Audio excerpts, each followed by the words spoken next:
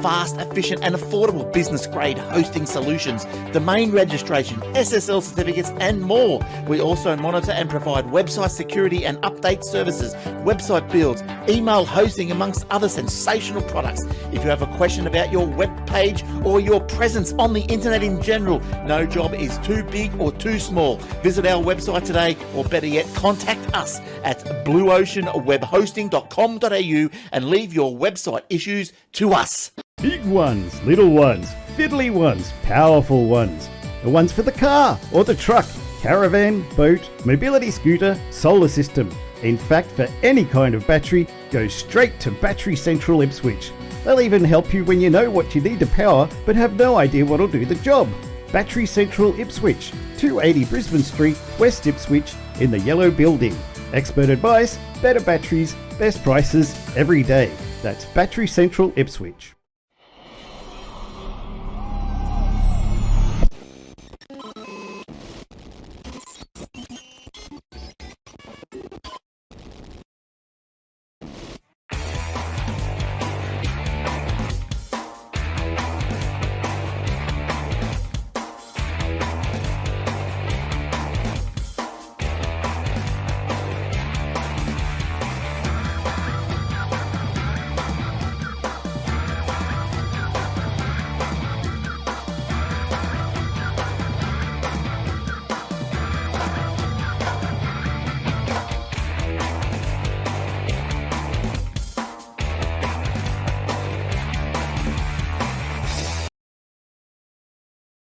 Welcome to episode 767 of the Aussie Tech Heads. I'm Jason Oakley and this is Will Tompkinson. Hey, Will! Hey, mate, how you doing? How's that for an intro, son? It's always better the second time round. Welcome to the world of tomorrow! How's stuff? Yeah, you know. Still I can't figure out whether it's summer or autumn yet, but, you know. Yep. I thought it was going to be raining this week, but I had the gardener in today and he was here for like 3 or 4 hours. I'm going to get a big bill, but there was so much that needed doing because it's been constant on-off rain and stuff. And you just walk around my front yard, even barefoot, when I was chasing this chicken that decided to stay with us for 4 days. And my feet were sinking into it, going squidge, squidge, all because where my dad is, he's up the hill and he's got his lawn is like sloping, so any rain just runs off. With me, mine's all flat, so it just soaks into the ground, and you nearly cover your whole boots just walking around it. So the Monday, Tuesday, Wednesday were all sunny here, so I got the gardener in today and he could mow it down, and then did all the bushes and filled up my green wheelie bin and then his trailer with all the bushes, and looking all good now. Yeah, I think we did down 30 litres of Roundup, I think. Yep. Like, huge amount of spraying. Yep. And then it rained that afternoon, so half of it worked. So yeah, it's that's the problem, because it has been so wet, and it hasn't exactly, like, the weather hasn't cooled off much. So the stuff's just growing nuts. Yeah, yeah. You know, but we're getting colder nights. Like, it got down to, it was 5 or 6 degrees the other night. Jeez. But then it was still 31 the next day. We still have the AC going on overnight in the bedrooms. My daughter can't sleep unless it's 18 degrees in the bedroom. I seem to wake up hot if it's anything more than 20 degrees in the bedroom. Yeah, I'm good around 20, 22. Oh, that doesn't worry me too much, but it's weird because we've had to have the heater on overnight because it's been so cold. Jeez. And as soon as you wake up, you turn the aircon on. It's like, what's going on? I finally put in Google Home routine now. So I can say goodnight at night, and I'll set my phone to do not disturb, say goodnight to me, tell me about the weather tomorrow, what I've got in my calendar tomorrow, and set the aircon to 20, and in the morning I say good morning, and it turns the air conditioner off, turns off do not disturb mode, and then sticks on the radio station that I used to work at, and I can listen to that. See, I've got a Sony that does that. Yep. They cost a bit more. They got ongoing maintenance with that one. Yeah, it's the maintenance plan that they get you on. You got to keep them happy. Yeah, the initial contract seems fine, but it's the fine print you got to watch. Yeah. There's always something to do. I did something different today. I've never been big into playing big AAA games and stuff like that. I bought PlayStation 4 like 4 years ago, maybe something like that, and bought Last of Us. I don't even know if it was Last of Us or Last of Us 2 now, and Crash Bandicoot and something else. And we just used the PlayStation for streaming Netflix, Plex, and Crunchyroll. And I finished recently watching Better Call Saul. Brilliant series. Dad started watching a couple episodes, now I've got to set him up on my Plex.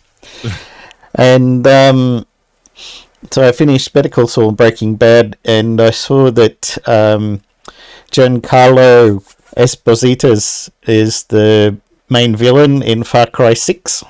And Far Cry 6 was on sale at half price until this time next week, so I thought, I'm going to get it and give it a go. So I started off downloading while I was at work, as it's 95 gigs, and it was done before I finished work. I don't know how long before I finished work, so I started up and started playing. It seems like to be quite... I put it in story mode because I'm a wuss, and I... Give me a mouse any day. Trying to control where your gun is aiming with little joysticks sucks. You do have like aim assist, but it's so bad. But I had fun riding a horse. Found a horse, and they're like, you need to go to this place, and it was like 1.5 kilometers away, and I'm starting running down there. And I'm like, what if I go this way? Oh shit, there's a horse. Can I go on it? Yep. Let's ride the horse. Vroom! Straight down there. I was like, yes. So I did a few of the what are they called, quests or whatever, achievements, and it seems like a pretty fun and interesting story in that. I haven't played any of the others, so I'm not like the other people who apparently crapped on it because they didn't think it was good enough for the story or something. And Far Cry 3 or 2 was the best ones ever made, and I want to see 3 or 4, I think. I want to see 3 because it's got Michael Mando also from Better Call Saul. So yeah, he's in a lot of stuff. That guy, and both him and Giancarlo Esposito are in so many things. And it's like, wow, I've got to watch all this stuff now and play these games. And then I got all my Steam games I've got to play, and so much to do. Stack of them. That just keeps getting longer and longer. When I was looking for Far Cry 6, I hadn't played any of the Far Cries, and I know it was the Crytek engine, and everything was really cool back in the day. And I logged on from my desktop computer just to check the price of it, and it was like $50 until April the 28th. So I was like, oh yeah, I'll get it, it's half price. And I was like, click download to device, and it was like, you also have all of these other things that you got for your PlayStation that you've never downloaded or played. Oh, okay. Download. And now my PlayStation's got like another 10 gigs. Because I think there was either was heavily discounted something or some freebies and stuff like that I got last year or something. And in deals. And so I thought, I better try those. And there's a few pinball tables and stuff that I'd bought, and I just never got around, and I forgot all about them. And it's like, well, you got all these, you want to play them? I was like, probably. Yeah, that's the problem. It's like you with Humble Bundle. One of the last driver they bought out. I think it's Driver San Francisco, I think it's called. Mm-hmm. And I don't know why, but I'm having a complete link with the company who released it. But after like 2 years of it being out, they pulled it. Oh. It doesn't exist on the internet anywhere. Jeez. It's almost impossible to find. I have it on Steam. I bought it not long after it came out. Yep. And I can still access it, but you can't buy it on Steam. Oh, okay. Wow. They just withdrew it from sale. Yep. And nobody knows why, because they didn't, like, it wasn't a huge instant seller, but the problem with it was a fantastic game. The gameplay is amazing. The concept of it's brilliant. The problem it has, when it was released, like 10 years ago now, it was way too intense for graphics cards of the era. Oh, okay. Like, I was playing it on, I remember when I downloaded it, I can't remember what my system specs were, but I remember I had 2 graphics card crossfired together. And I could only play it on like 720p at 30 frames. Wow. That It was just super, super graphically intense. And that was the biggest complaint with it. Everywhere you read, I'm only getting 10 and 15 frames a second, even on lowest resolution, Yep. Now it's fine, but you can't get the game. It plays at 1080p at, a couple hundred frames a second without a problem. Yep. And it still holds up as an amazing game. The acting's fantastic. The writing is brilliant. The scripting is amazing. The AI is great. The concept of the game is fantastic. Yep. But you can't get it. Oh, geez. I don't know. They really screwed the concept of that up. All they had to do was just either withdraw it for sale for 12 or 18 months and put it back on. Yep. Or just deal with it in negative feedback for a while until people's systems caught up to what the game needed. Yeah. Well, I got this one on the PlayStation, which, as I said, I don't usually use because I would have liked to get it on Steam, but it was Ubisoft, and they've done a deal with Epic, so you can only get it in the Ubisoft or Epic game stores, and nobody can get it to run very well under Linux unless you got an AMD card, because open source drivers, like Linus Torvalds said, F you NVIDIA for not open sourcing your drivers still. That's it. Apparently, if you use Lutris... Driver was Ubisoft as well. Alright. Apparently, if you use Lutris, you can run it on AMD pretty much 100% with a few tweaks and stuff, but NVIDIA, one guy said he sort of got it going under 720p on his laptop, but most people can't play it, so it's like, oh well, I'll try it on the PlayStation, and I'm not going to boot into Windows anymore. Oh, I'll try. I'm just looking through my library. I've got it in my library. I should download it and try it. Oh, yep. I do remember seeing Driver advertised a lot. I've got no, the one you're talking about, the Far Cry. Yep. I've got that in my game list. Which one? All of them. All of them. Well, they should run all right on yours because you got AMD. Yeah. Yep. Exactly. So I got I think they're all there. Looks like it anyway. Oh, okay. It's like Hitman, and there's a whole, but I got so many. So. Funny thing about Michael Mendo is he looks almost exactly the same as an Indian guy that I worked with in HP in Sydney. Sukanta. It's like I'm looking at him, only Michael's way more cooler, of course. Used to make fun of Suki. That's what they're for, friends and other co-workers make fun of him. Oh, co-workers, yeah. Yep. Or as they say in Dilbert, cow-workers. Yeah. You gotta remember though that you're also a co-worker to somebody else, so They're my co-workers, I'm not theirs. They just, happen to be doing the things when they just happen. Yeah. Co-workers just happen. They do. Is that like the slogan, shit happens, co-workers happen? Co-workers just happen. Tomato, tomato. Anyway, thanks everybody for your support all the time. We appreciate y'all. We still haven't got... I was tempted to change my own coffee to something. I mean, you could set up to coffee/Warlock. I was going to change it to ATH, but then you have to... For 4-letter or 3-letter usernames for your coffee, you have to buy a premium account. Which is like $15 a month or something. I'm like, no, Yeah. I mean, No, it's kind of. I was like, AT heads or Oz TH, or there's no other way except for ATH to do it. Yeah, it's there's a couple. Who else was doing that? Someone I tried to sign up. Because obviously we've got Battery Central Ipswich, which is BCI. Yep. And Ipswich Tool Repairs, which is ITR. So all our company stuff is 3-letter. Yep. You know. TLAs. Yeah, exactly. And it would just like you just got to set something simple up. Yep. Like a web domain or you know, and it goes, oh, you need proof that that's actually yours because yeah, just You know what I always hated?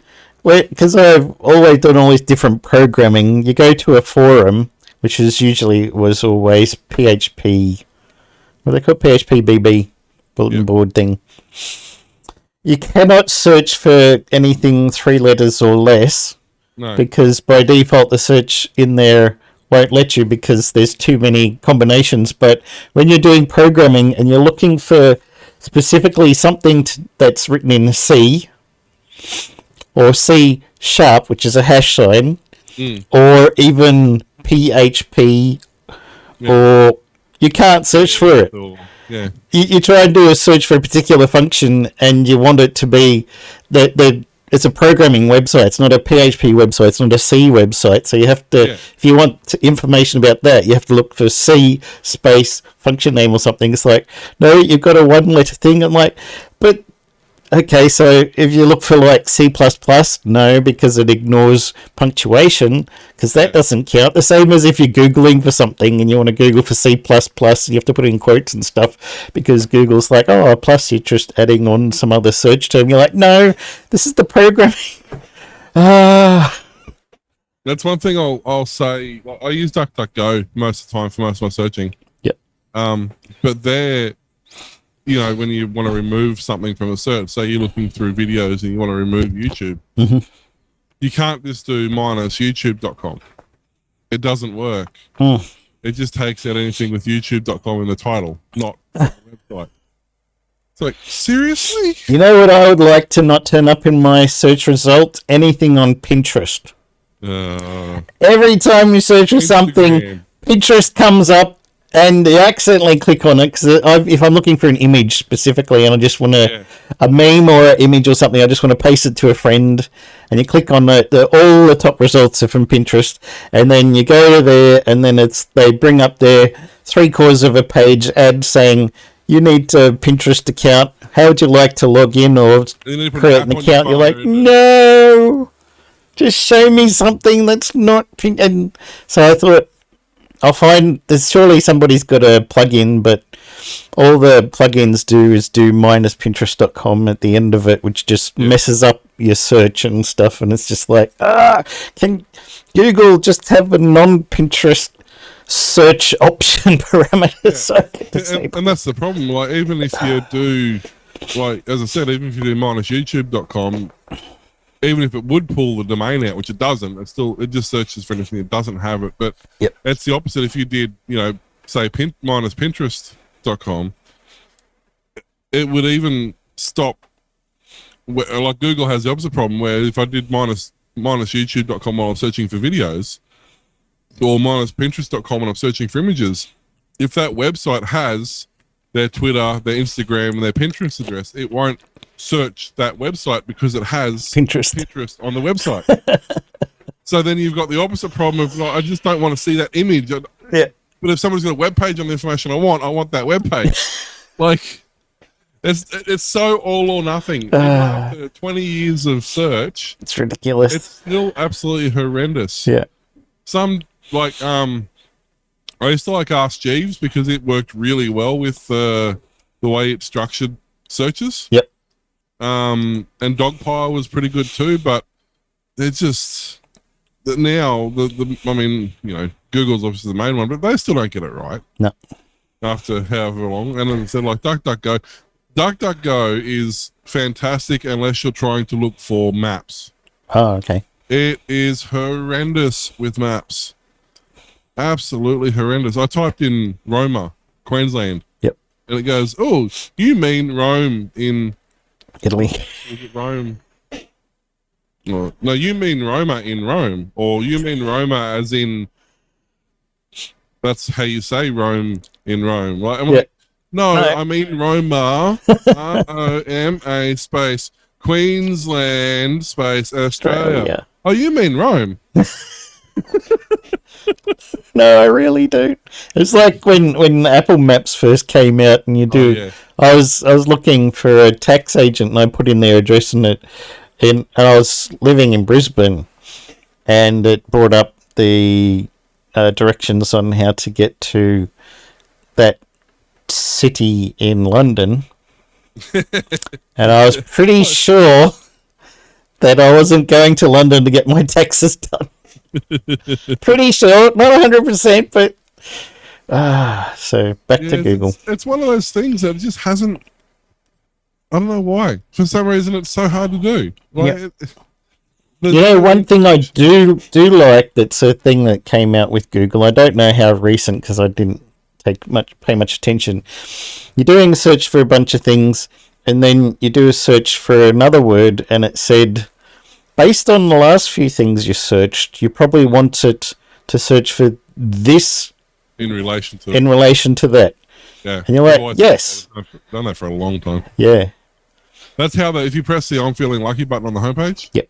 That's effectively what that does. Okay. It takes like your last 10 search results and combines them together. Yeah, so you might be looking for a bunch of PlayStation games, and you type in the word Crazy Taxi, and it goes, "Oh, did you mean PlayStation Crazy Taxi?" Yeah. You go, "Yes." Speaking of which, I can't remember what it was. Something. There's a new Crazy Taxi coming out. Yes. Yeah, I know, right? That looks cool. And Jet Set Radio. Hopefully, it won't be horrible. Reboot.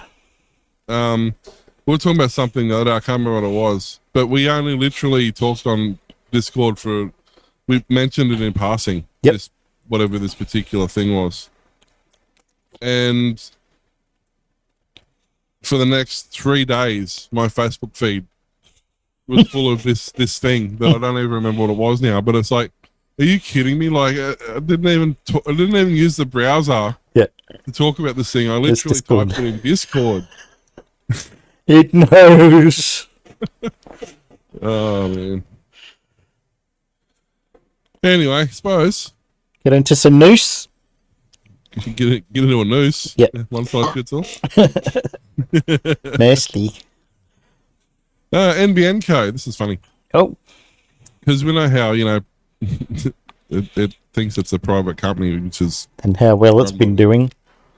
it's a publicly held company that's private, but it's run by the government, but it's run by a private company. But anyway, NBN Co is having to rewrite parts of its document that outlines plan changes to the rules that govern its existence through to 2040 because too much of it was claimed commercially sensitive and unpublishable. Probably the same thing. Yep. The Australian Competition Consumer ACCC. Their CCC, which is running the review, said today that it is obliged to publish a document in full, unredacted for consultation. While it received the document on March 29th, it could not read it could not reach an easy agreement with NBN Co on unredacting or removing sensitive portions, meaning it has to be sent back to the NBN Co for rework.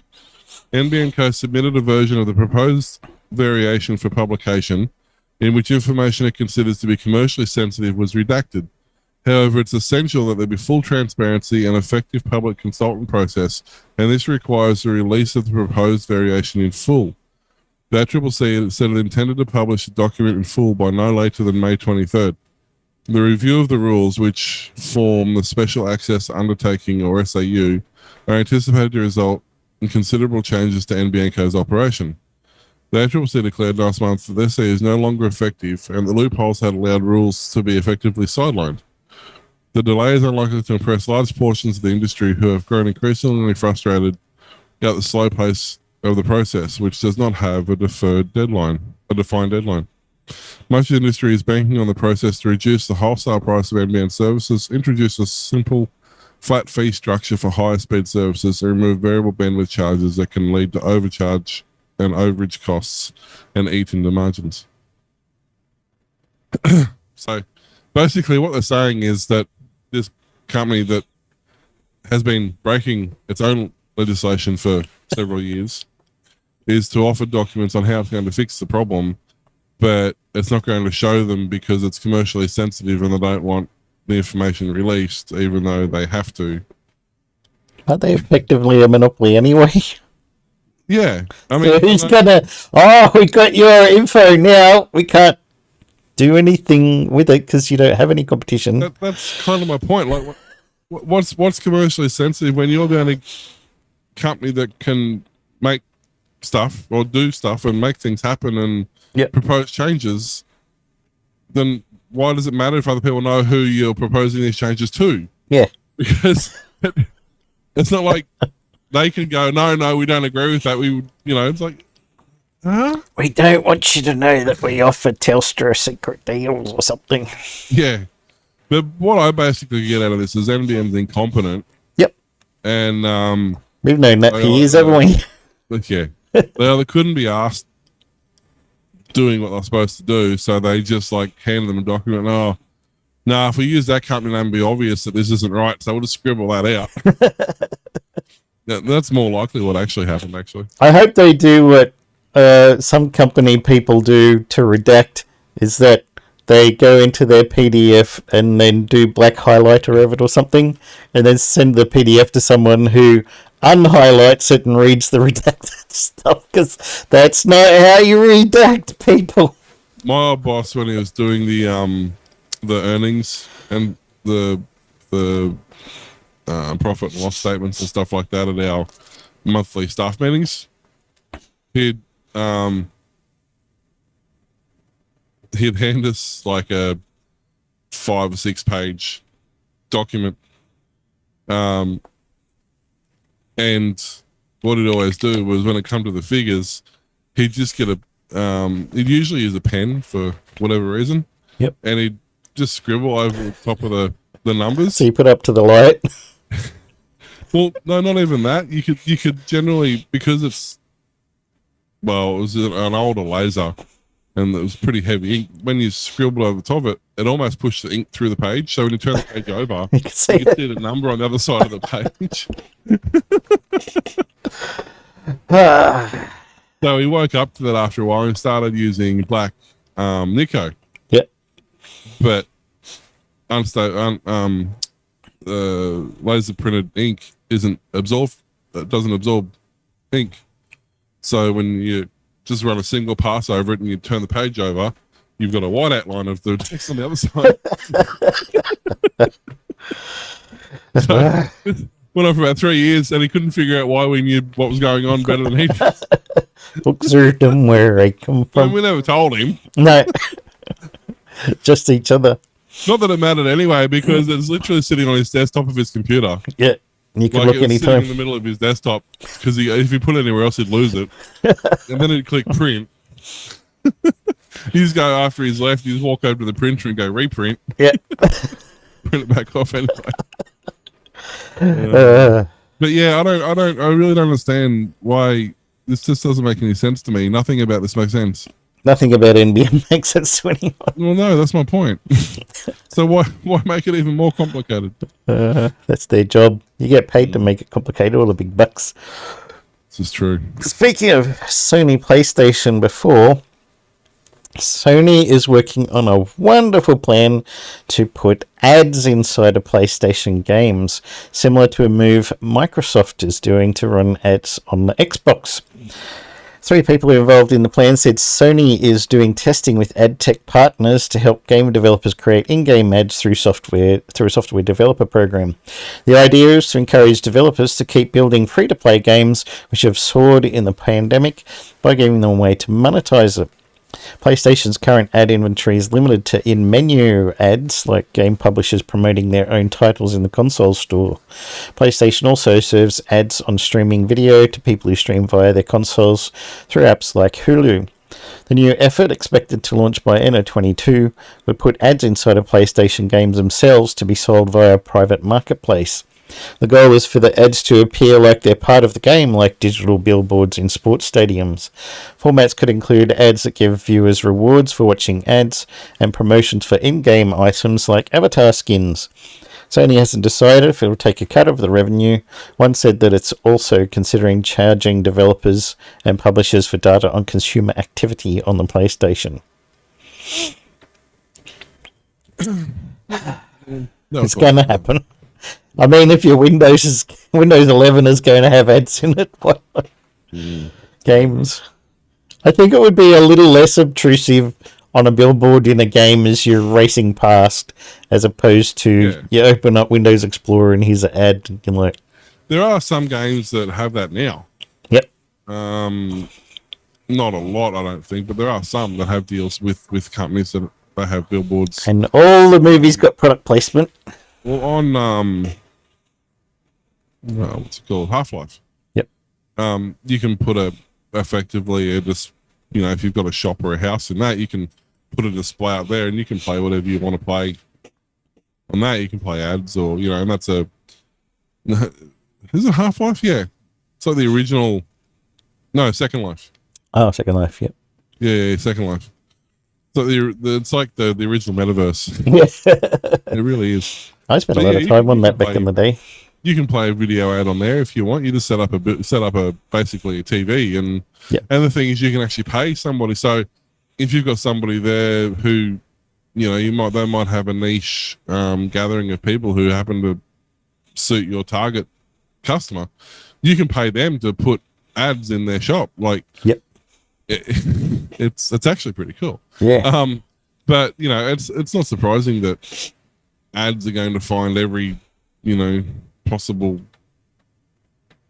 burnout. Next they'll be going across the sky and on the moon.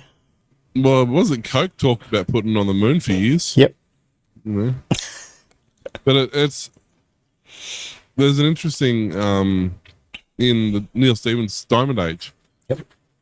There's an interesting part in that talks about massive big billboards that are almost interactive ads. Yep. It's kind of, if you've ever seen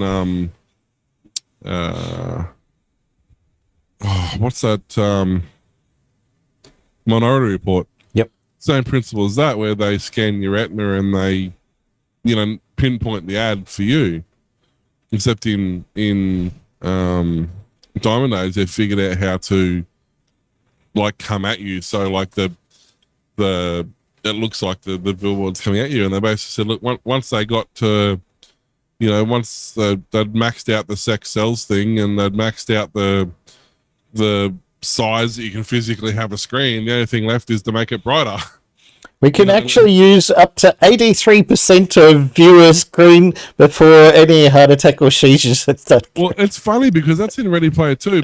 Ready Player 1. Ready Player 1. Yeah. But the funny thing is that's also in Diamond Age, where they talk about how they sell part, because they have same sort of thing. They have implants that let you see stuff and hear stuff. And they say that, there's a certain percentage that they sell to make ad revenue. Yep. And then they talk about when hackers get in there and they run programs on your full vision and they basically drive you loopy. So it's been in a few things. There was on Futurama, they had Fry had an ad injected into his dreams. And they're working on that too. I saw somebody's working on technology to inject ads into your dreams. Oh, what could possibly go wrong with that? Nothing. Have you seen Brainstorm? I can't. Yeah, exactly. That's my point. If you haven't seen Brainstorm, it's an older movie now. It's. I haven't. What's it about? Early 80s, I think, from memory. The early 80s were great for just weird movies. There's Brainstorm and Inner Space and all those wacky movies. But I think we were talking about last week too, so I was like, okay, I'm going to watch it. And I watched it, and I said to Mr. T, guess what? I watched it like 25, 30 years ago. I remember it. Mm-hmm. You'll only recall certain like half a dozen key points throughout the movie, but once you watch it, you recall those half a dozen key points throughout the movie, like Total Recall, like just pops back into your head. Yeah. But some of those early 80s tech movies, they were great. We need more like that. Well, yeah, this is the thing. Like, I think What have we had since The Matrix? Nothing real, nothing good. No. There's been a few. A couple of Reboots. good series. Total Recall, new one, rebooted. Yeah, but that's not a new movie. That's just a remake. Yeah. Even Tron. Yep. It's not technically a new movie, although it is different, but it's not a new movie. No. Um, No one wants to push the There's- envelope. yeah, I mean, there's nothing What do really. they got? Like, Fast and Furious 115. You know where they joked about Where? Jaws 20 or something in Back to the Future? They're doing that with the Fast and Furious now. It really is becoming like that. It's yeah, I mean, but that Hackers was really the last, I guess, innocent tech movie. Mm. You know, it was before the boundaries got pushed in reality. Hackers was the last sort of, this is what we can do with technology. Yep. And you know, and there's been a lot since, like that one with there's been a couple like Simone, and there's been a couple of those AI style ones, the web and Her. yeah, and I can't think of the other one with the guy in it and the other guy. The two guys in that thing. Yeah. I thought of that too. I've got a complete blank now. It's got the logo of they go into the Japanese restaurant because it's got the logo of the smiley face Oh, on the yep. side of the building. I can't Virtuosity. Yep.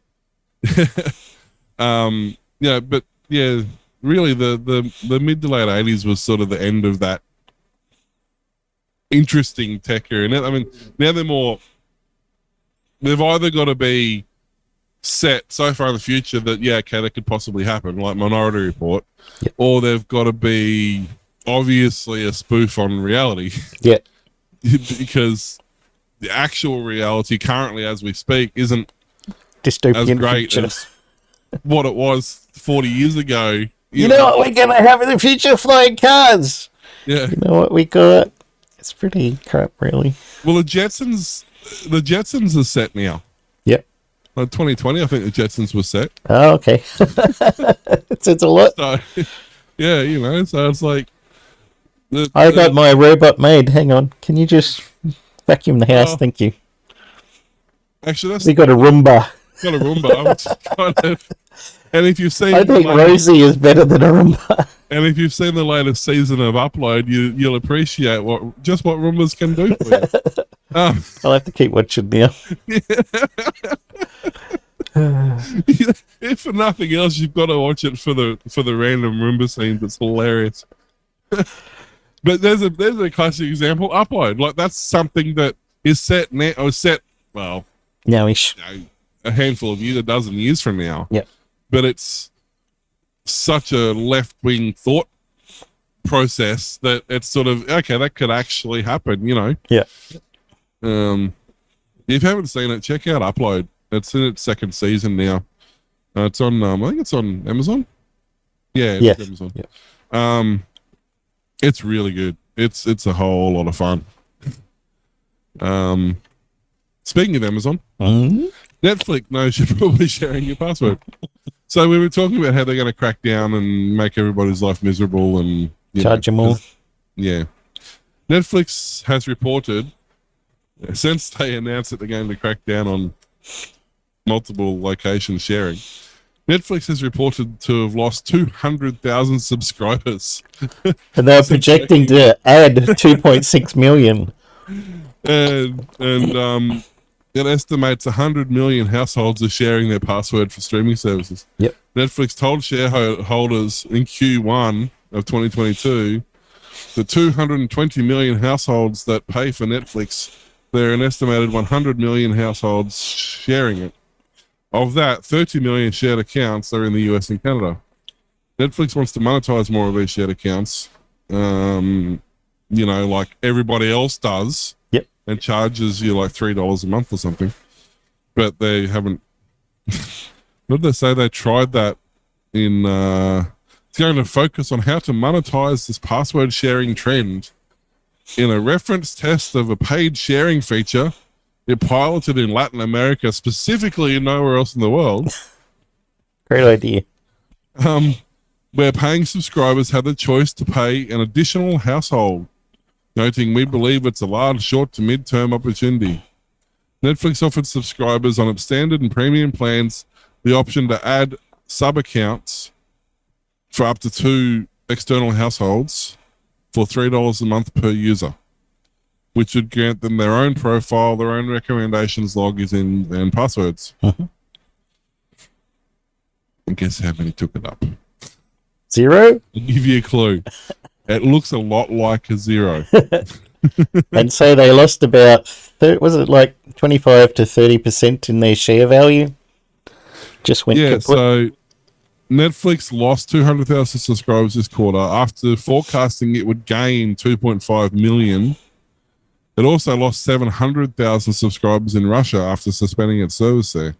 Well, you suspend your service in a country, why do you think they're going to keep paying for the subscription? Hello?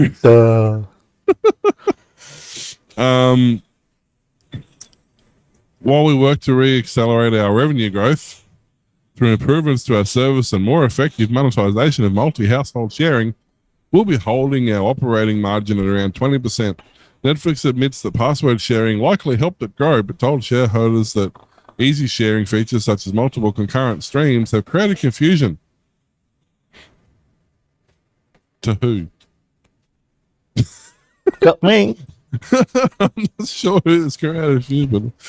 So yeah. So basically Amazon Prime, Apple TV, YouTube, Hulu, Prime Video, Disney Plus, Paramount Plus have all rolled out into Europe, and they all have multi-user plans. And even Foxtel in Australia here, Foxtel has they don't advertise it, but they have a multi-user plan. Oh, okay. So if you've already got a set-top box and a plan, yep. It's like an extra $20 a month. I'll send you another set-top box. Oh, all right. And it's on the same plan that the main one's on. Yep. Now, technically, it's supposed to be in the same house. But because it's all digital now, there's no, unless you're like rural like we are, where you've got a satellite dish, which is occurring less and less. And even a lot of households that don't currently have Foxtel have had Foxtel at some point, so they actually still have a dish on the roof anyway. Yep. But yeah, that second box you can take and put it basically anywhere that you can plug it into. And you can have Foxtel for $20 a month, So sounds all right. It's not. It's just so strange that Netflix can't figure this out. So the other thing that they're one of the oldest streaming services yet. Yeah, pretty much the first. Well, yeah, because they actually originally do it with DVDs. Yep. Yeah. And so yet they can't seem to figure this out. Like, the other thing that they're apparently thinking of trying is free service with ads. You mean like regular TV? Yeah. Or YouTube? Yeah. That have had this figured out for years? Yeah.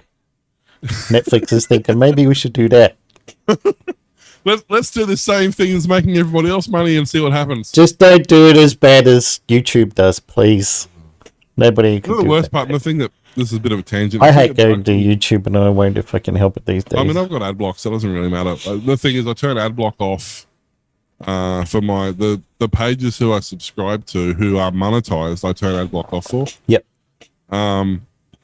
But I've grown more intensely useful of ad block because there's a lot of channels I subscribe to who aren't monetized because they're not big enough to have monetization. Yet YouTube still plays ads on the videos. Yep. Because YouTube gets the revenue from it. It's absolutely pathetic. Somebody did a test video the other day on one of the channels I watched. They put up a 10-minute video. Yep. They're not monetized. Right?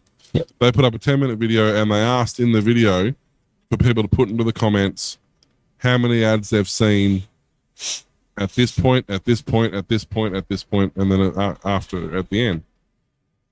And depending on where you were and how active the ad market was where you were and all that sort of stuff, there was some people saying they got hit with 2 60-second ads at the start that weren't skippable. Good. There's some people saying they got one, some people saying they got 2 30 seconds that were skippable, and then right through, like, I think...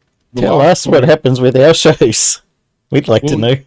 Yeah, I mean, the last comment I saw on this post, I think I got 2 15-second skippables at the start, 2 30-second skippables in the middle, and then one unskippable 30-second at the end. Yep. But I was reading some of the comments, and there's people there who are getting like 16 ads on a 10-minute video. God, that's too much. Now, I know for a fact our video gets ads, and it's not our ads. We're not a monetized channel. No. And if you do go to a channel, feel free to run ad block, because I do. Yep. But I did a test the other day on a different account, and I loaded up the last video we uploaded, and I got two at the start, and then I got 2 ads every 5 minutes. No. So I ended up with, 30 odd ads? And now for a word from our sponsor. Yeah, like, it was absolutely horrendous. I'm like, no wonder nobody watches the show on YouTube. No. Like, if you're watching it on a browser, you can run ad block, but if you're running it through the YouTube app, you can't block the ads unless you're... You might be watching us in 4K right now.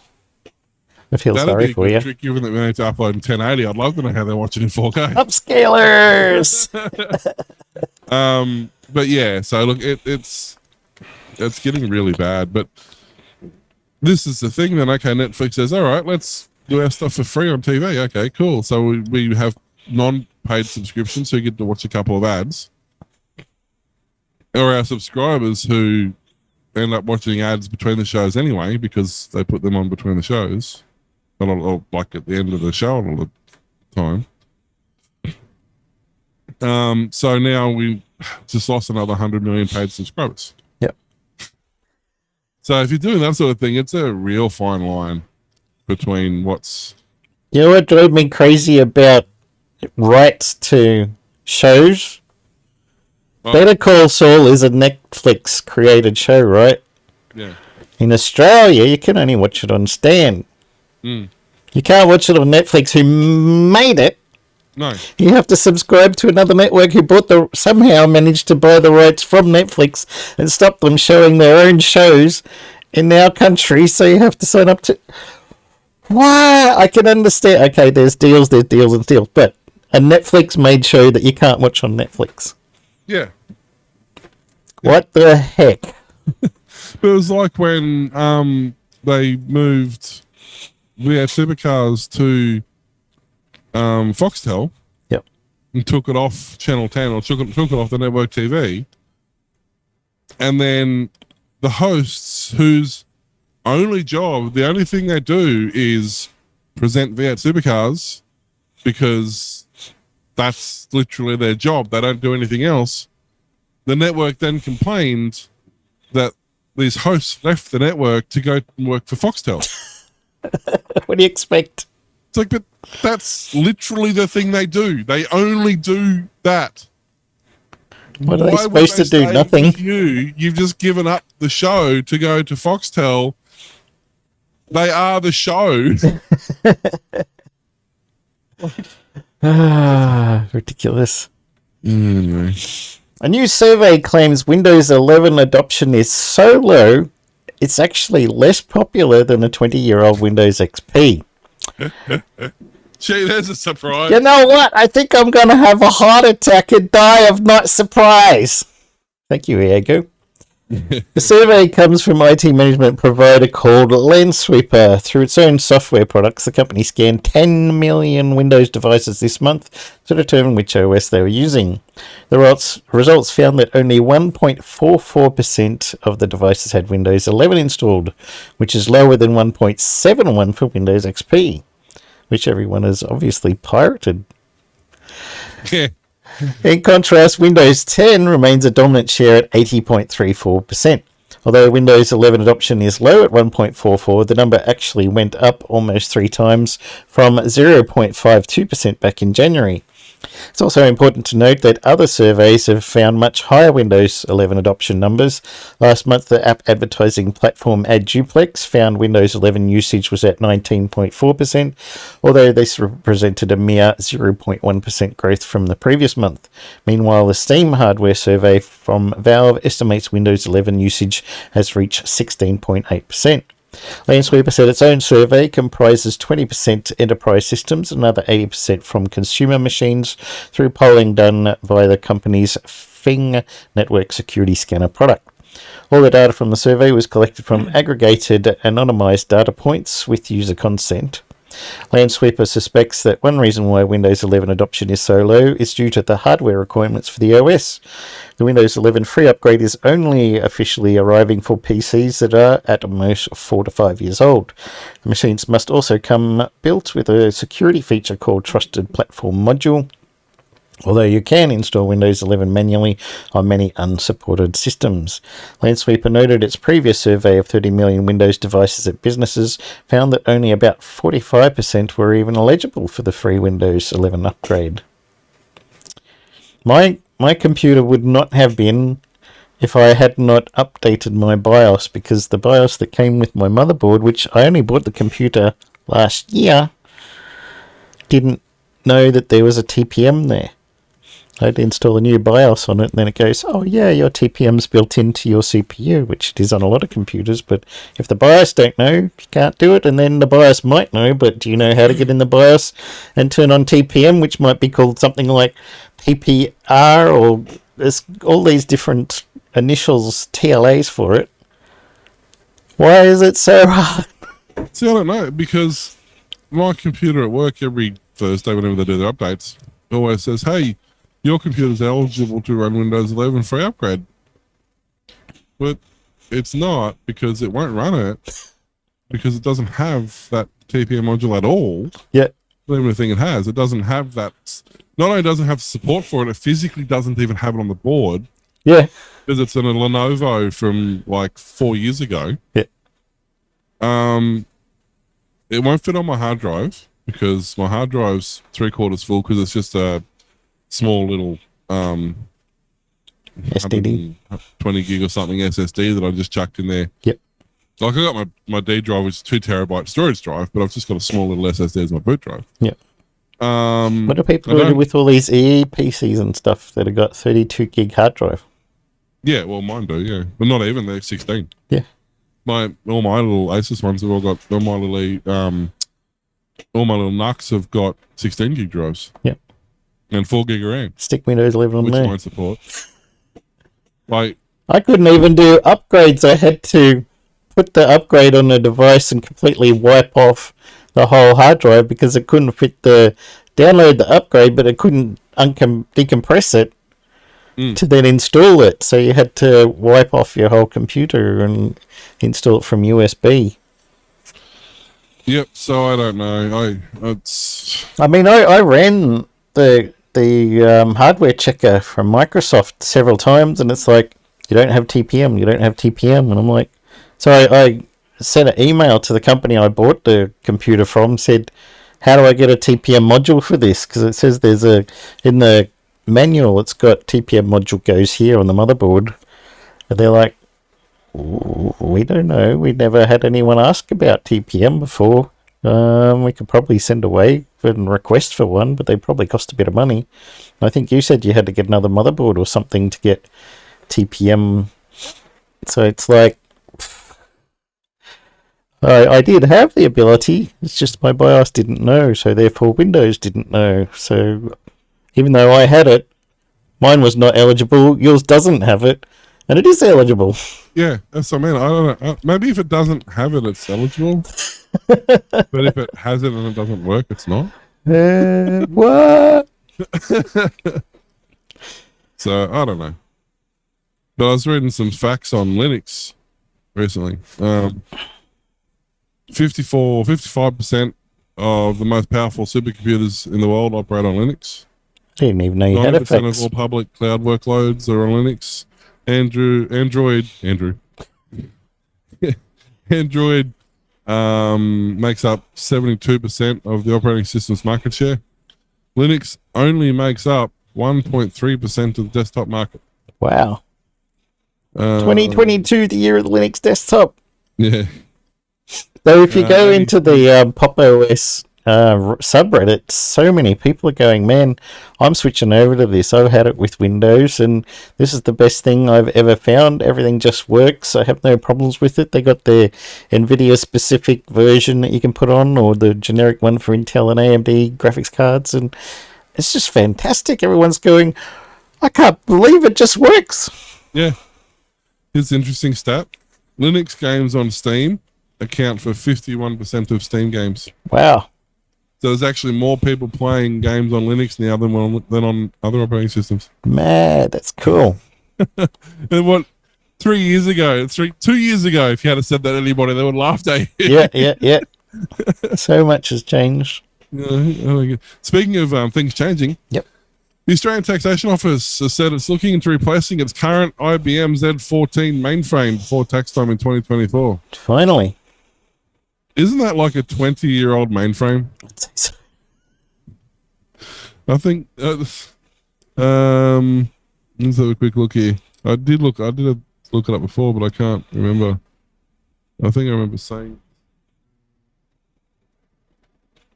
Yeah, I'll have to look it up. Well, maybe you can look it up while we're reading a story. The ATO uses its mainframe environment primarily to provide access to application backend data. According to documents, this mainframe service, which is due to expire in 2023, is currently provided under the agency's long-standing centralized computing contract held by DXC Technology.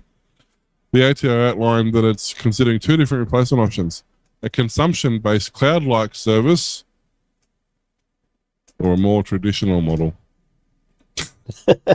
So, much similar to its existing arrangement, where the ATO owns or leases the mainframe hardware and contract services from a service provider, with the option of the hardware and service provider being from different suppliers. The Z14 mainframe is from 2017. Yeah, there we go.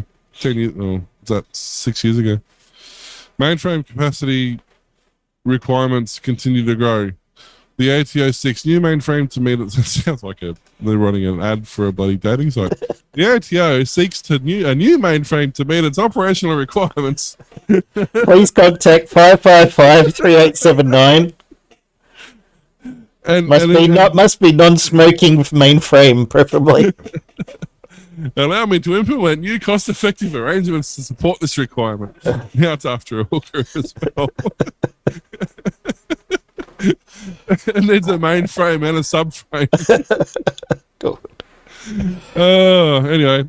We entertain ourselves, do we? Nobody else will. The mainframe RFT seeks to modernize the contract structure, gain commercial flexibility, blah, blah, blah, blah. Replacing this mainframe is part of the ATO strategic sourcing program. Source. I have a strategic sourcing program too, but it depends on what I'm eating. Chocolate sauce. Where it aims. Well, I suppose you can just eat chocolate sauce. I mean, it doesn't. Yeah. With it. Did you ever get that? The ice magic? I tell you what. Today, Mr. Whippy came past. And I texted my daughter through Discord. I'm sure I heard Mr. Whippy, and we went out there, and she's going, "No, I'm hearing things, Dad." She went back in. She said, "But if it does turn up, I'll have a double chopped up." So I was like, "Do." She's playing a game. I was like, "It's Mr. With the ice cream man's coming! The ice cream man's coming!" It's like Eddie Murphy in Raw. Yeah, ice cream man! Mom, the ice cream man! And we got our ice creams. We were very happy. Yeah, I used to get the back when I used to eat them. I used to get the chopped mint. Yum. Or the macadamia, depending on what they had. But I'd always get it chocolate nuts, dipped in chocolate nuts. Yeah, I have single cone, the chocolate crackle hard on top, nuts, and a flake. I don't like new flakes. No? Have you had the McDonald's flakes recently? No, they get them from They the taste cans. like those 12-cent Easter eggs from the $2 shop. Oh, jeez. They are horrendous. They're not the Cadbury flake. I'm sure they're not. They can't be. Either Cadbury's done something really wrong, or they're not using Cadbury flakes It's the anymore. IKEA fluke. Oh, they're Aldi horrendous. fluke. And they smell. They smell like almond or something. Like, that's not right. I didn't know that one. Yeah, no, don't get the new. Because I always used to get a thick shake. Yep. I used to get a vanilla thick shake, and I used to get a flake. And I put my flake in my thick shake. Yeah. But they're nah, not good. Not good. That's what happens when you save the rainforests and orangutans from the palm oil. No, palm oil. It tastes wrong. It just doesn't. It smells bad. But if you burn palm oil, like put it in too hot of a pan, it stinks. Yeah. It smells like plastic. That's what most of the chocolate was made out of for years. Yeah, exactly. Yeah. So during the recent, this is something I didn't realize. During the recent federal budget, the government committed $6.6 million over the forward estimate period for the development of IT infrastructure required to allow the ATO to share single-touch payroll data with state and territory revenue officers on an ongoing basis. Wow. So they specifically committed $6.6 million to allow ATO to grab somebody's pay slip and see if they're cheating on the tax or not. Wow. That's what it's. So if they committed It's also a new $6.6 version of Robodebt. how much money do you think they're planning on making back from that? How active do you think they're going to be in pursuing that? Same as Robodebt. So It's bloody ridiculous, mate. the ATO says over 600,000 Aussies have dabbled in crypto. The taxation office is currently working on a data match. See, again, they're doing the Naughty, date naughty thing. people. They're working on a data matching program to make sure that taxpayers aren't hiding cryptocurrency. How exactly? I hide it under the mattress just there. I hide it with a key that's about this long. Yeah. Good I luck mean- finding it. How dumb are these people? Greedy. ATO beefs up IT systems to become less taxing to deal with. You know, Less taxing. Great choice of words. More the ATO taxing. wants to focus less on auditing individuals and businesses after the fact and more on helping them to comply in the first place. No, they don't. They don't make any money if everybody complies in the first place. It's a joke. ATO running out of big tax avoidance cases after clawing back $1 billion. The ATO says multinationals are changing their behaviour as a result of the measures introduced by Australian government to thwart tax avoidance. Yes, they're not dealing here Wonder anymore. why. They've gone offshore. Go to the police. Man, that article just gets stupider the more of it you read. But I just find it hilarious that, you know, every time, have you ever tried to actually lodge your tax on the 1st of July?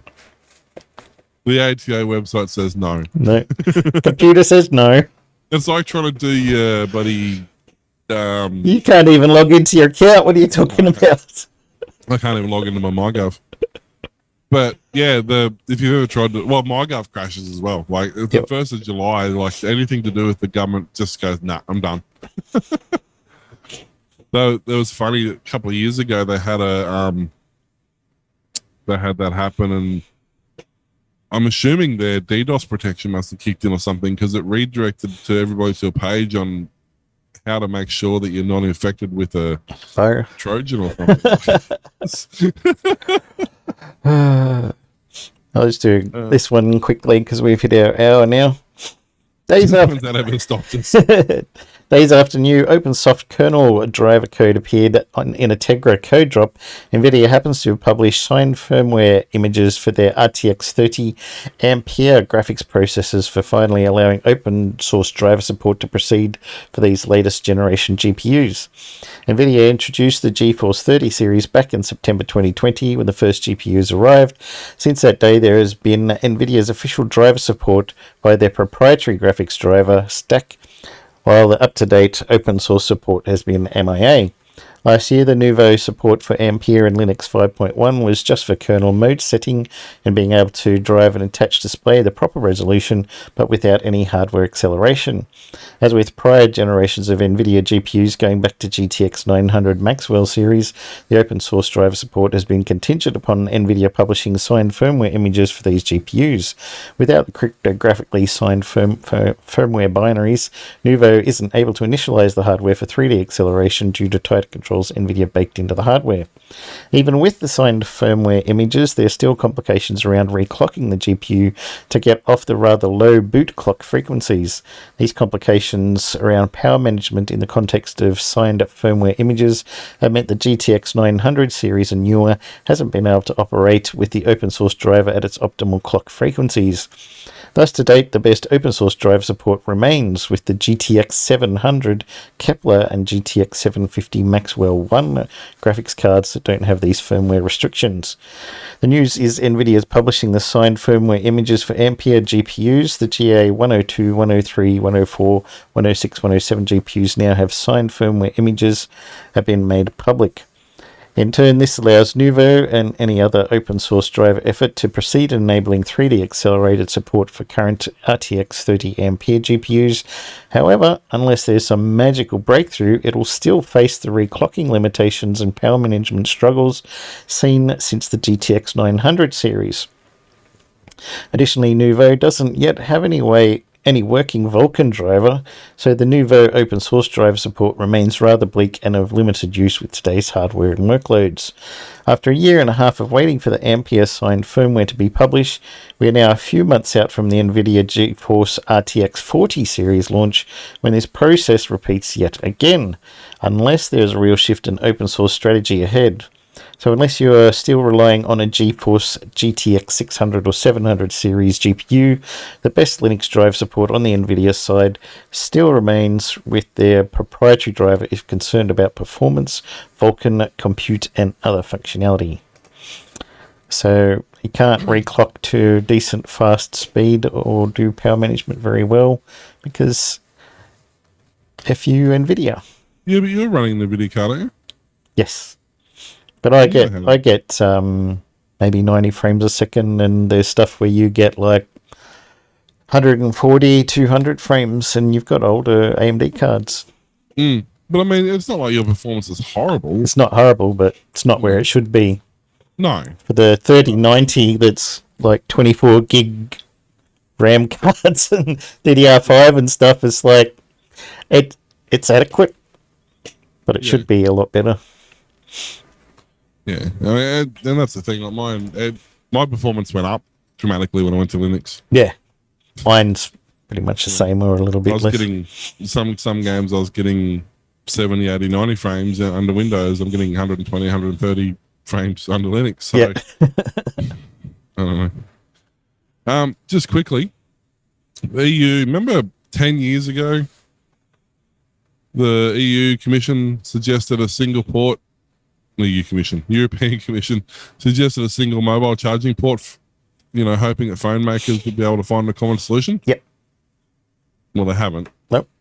But the EU's bid to adopt a common charge port for mobile phones, tablets, and headphones took a step forward when the panel backed a proposal paving the way for an assembly vote next month.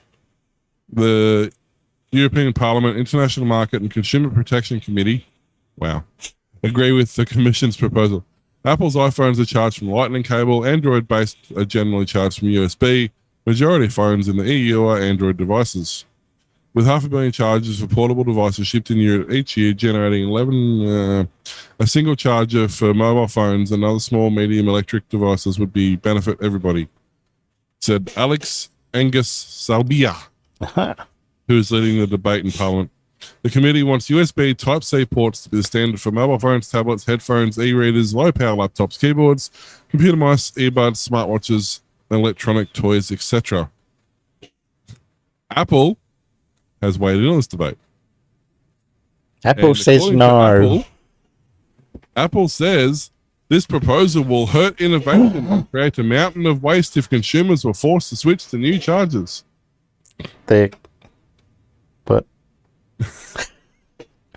Did you see that news article where a guy sued Apple over not getting a charger with his iPhone, so they had to pay him $1,000? You don't know new phones have chargers. No.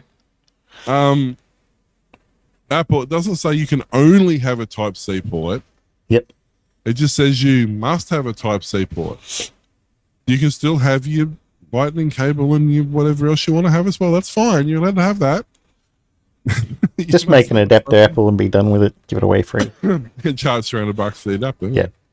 Ka-ching! But it's so funny that like Apple's like, I'm sorry, if not being able to use if having to use a Type-C port is stifling your innovation, I strongly suggest you to get better innovators. Yes.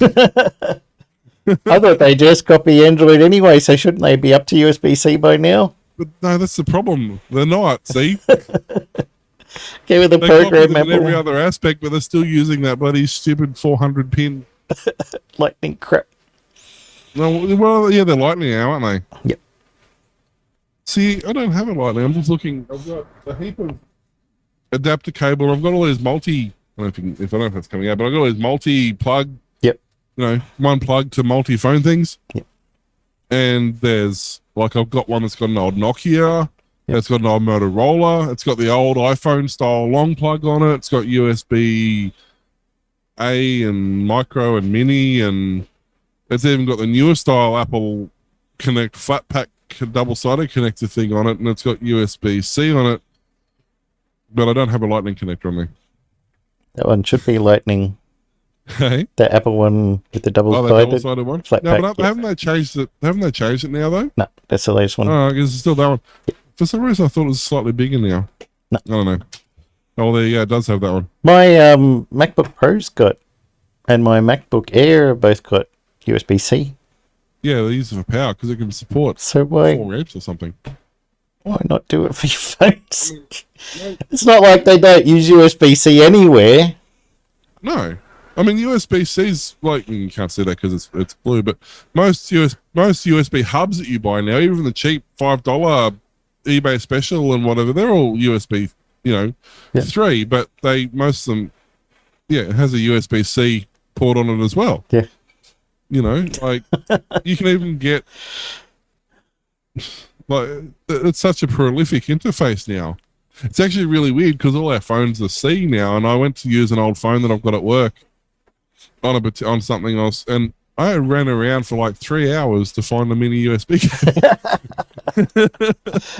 I'm just not used to it. But yeah, I mean, there was a guy who I was watching on. I think I sent you the link on Discord one day. Actually, he was putting a new graphics card into his Steam Deck. Yeah. And he's using the M2 connectors. Yeah. And he was saying that, obviously they're only a 3x speed or something, which is okay because it's all USB-C connectors anyway. Yep. He was saying like the Lightning connector is technically faster, but on his all the Lightning connectors that he had all converted the signal internally back to USB-C Anyway. and pulled out USB-C algorithm anyway.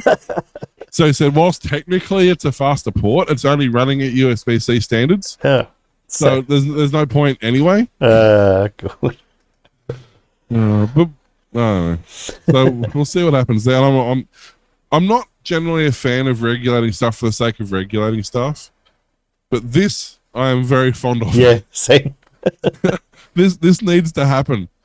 It's just do it, absolutely Apple. stupid the amount of phones that come out. There was one, and then you've got the old Nokia style ones where you've got the old mini tiny headphone jack style. Yep. 1.5 mil port. Sony actually, Ericsson had a proprietary one for their K700i and stuff too. Yeah, I mean, I kind of, it's been the bane of the phone industry since they started, because even back in the day when you had the Motorola Jazz and the Philips Savvy and the N-Gage and all those, every single one of those had a different charger. Yep. Motorola had this massive. The Motorola one made the iPhone one look tiny. Yeah. The Motorola thing was huge. It's about 2 inches long and about 1 inch thick. God. I had a couple of Motorola phones, and like, I don't know if you remember the Shark phone. It was one that had the rubber antenna. It was a rubberized phone. Yep. The actual charger was the same size as the bottom of the phone. Oh, jeez. It was like a docking station you had to plug it into. Thanks for listening to the Aussie Tech Head Show. We can be found at Facebook, Twitter, and YouTube. Email us willowwarlock at aussietechheads.com.au and go to aussietechradio.com 24/7 playback of tech-related shows. See you next time. Bye.